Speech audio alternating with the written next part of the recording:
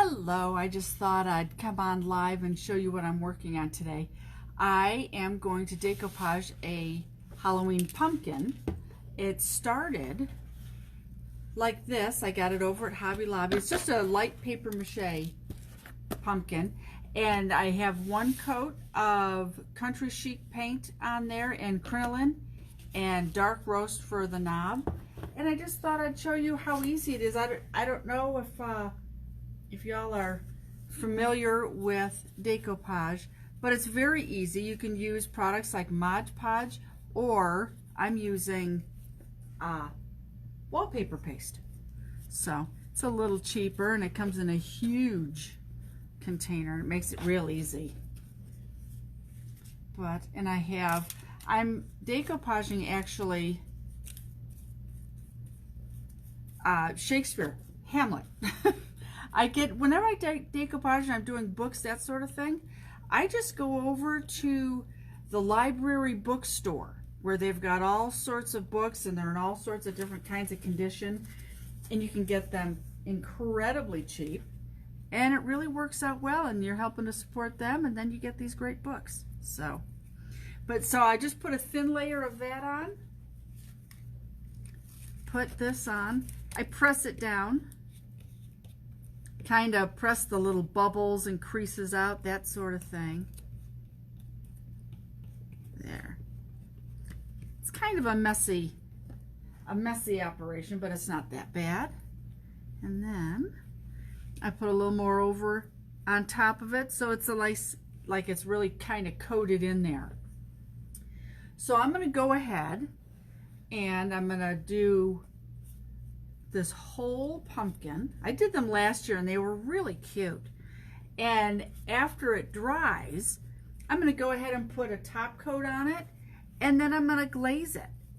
And it's really going to look super cute. So what I'm going to try to do is I'll try to do all these little steps live so you can see them. And then you can really see just how easy it is if you've never tried it. I always tear these up ahead of time. Makes it easier. And plus, you know, the glue is nice and wet, so you want to kind of get it while it's damp. And I'll just tear up some of these in smaller pieces when I get to smaller areas.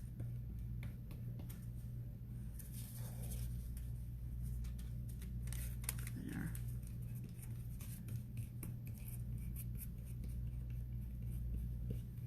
And again, smooth out.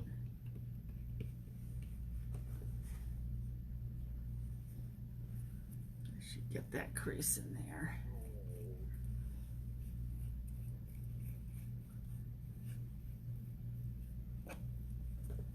I'm at the store right now, so actually if somebody comes in, I'm going to have to cut our little video short, but there we go. I'm not sure what I'm going to do with this top part yet. I don't know if I'll just kind of get some leaves to wrap around it, or some raffia, or some burlappy rope. So we'll see. We'll see how it kind of turns out. But I'll let you know.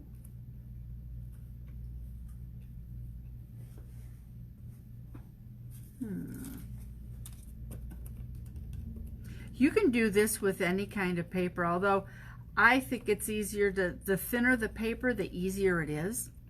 And now there's so many really cute printed tissue papers that really makes it easy. In decoupage, you can do anything. You can do that to anything. Like I'm doing, obviously, this to a little paper mache pumpkin. You can do it to furniture. You can do it to a glass bottle. You can, honestly, you can do it to any surface.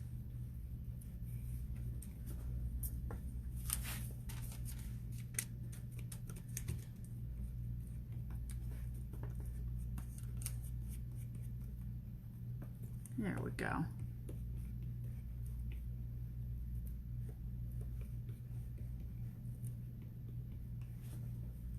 You get a little piece for up here.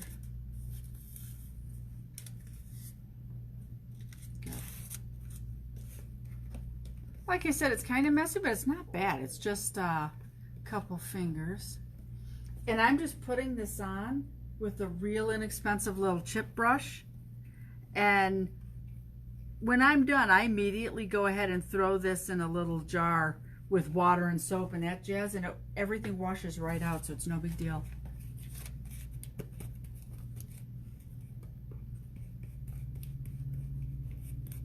There we go. Okay.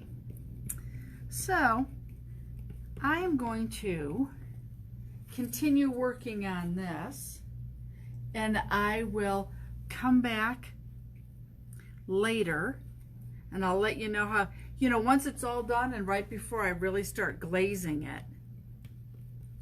And then you can see how I do that. Glazing is literally the easiest thing in the world. Hi Cecilia, thank you for watching. It's the easiest thing in the world. It's like you paint it on and you wipe it off and you let it kind of fall into the little nooks and crannies. And that's with glaze as well as dark wax. You kind of put it on, let it sit for a few minutes, buff it off, and it all settles down deep. And it really just gives so much good texture. Instead of something looking just kind of flat and plain, it makes it look nice and old and interesting. So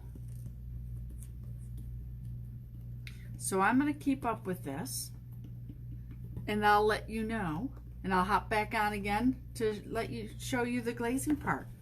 See you later. Bye, Cecilia.